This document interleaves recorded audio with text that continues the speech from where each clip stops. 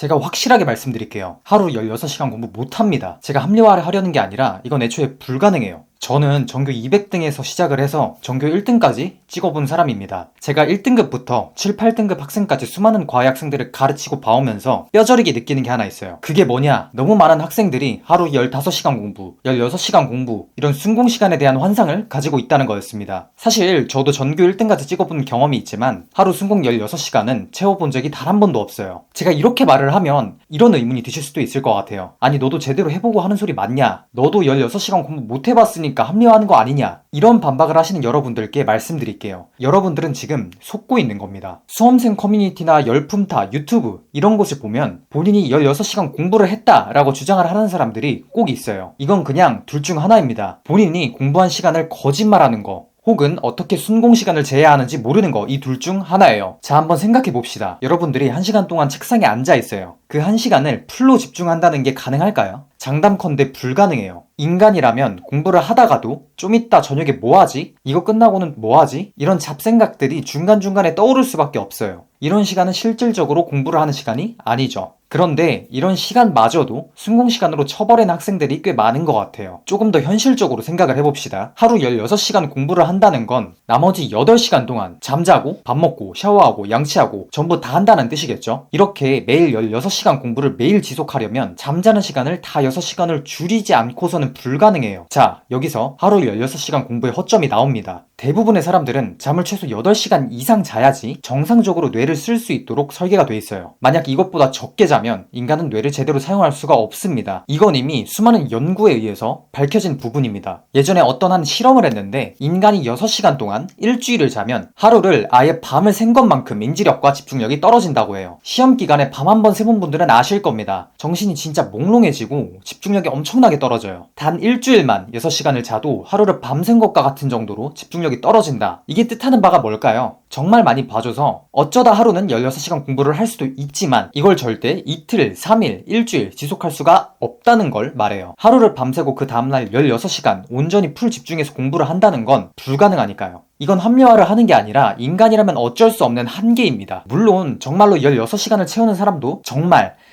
가끔가다 있을 수는 있죠. 이런 사람들은 그냥 태어나길 3시간만 자도 쌩쌩한 유전자를 타고나는 사람들이에요. 숏슬리퍼라고도 하는데 우리가 아는 프랑스의 위인 나폴레옹도 평생 하루 3시간을 잤다고 해요. 이런 사람들은 애초에 타고난 극소수의 사람들이라는 거예요. 우리는 이런 유전자를 타고나지 않았습니다. 99% 이상의 사람들은 잠을 최소 8시간 이상 자야지 그 다음날 무리 없이 생활이 가능해요. 이거는 우리가 노력한다, 노력 안 한다고 해서 해결되는 부분이 절대 아니라는 거죠. 소수 중에서도 극소수의 사례를 보고 나는 왜 안 될까 낙담하는 일은 제발 없어야 합니다. 조금 세게 말씀드리자면 하루 16시간 공부를 하는 건 자랑이 아니라 오히려 멍청한 공부법이라고 생각해요. 우리가 공부를 하다 보면 후반으로 갈수록 공부 효율이 떨어집니다. 초반에는 집중이 잘 되다가도 후반으로 갈수록 집중력이 점점 떨어진다는 거죠. 인간은 애초에 1시간 이상 연속으로 하나에 몰입할 수가 없어요. 우리의 뇌는 배터리와 같습니다. 뇌를 제대로 써서 공부를 한번 하고 나면 집중을 하려고 해도 한계가 있습니다. 그래서 이걸 충전하는 과정, 즉 휴식을 취해주는 과정이 필수입니다. 순공시간으로 허세를 부리는 애들이 아니라 진짜 똑똑한 애들은 휴식의 중요성을 잘 알고 있습니다. 예를 들어 50분 공부를 했으면 10분은 꼭 쉬어주는 식으로 공부를 한다는 거예요. 이렇게 중간중간에 휴식을 취해주면서 공부를 하는 게 손해처럼 느껴지실 수도 있는데 오히려 연속으로 3-4시간 앉아서 공부하는 것보다 몰입하는 시간도 훨씬 많아지고 결론적으로 공부의 질도 높아지게 됩니다. 정리하자면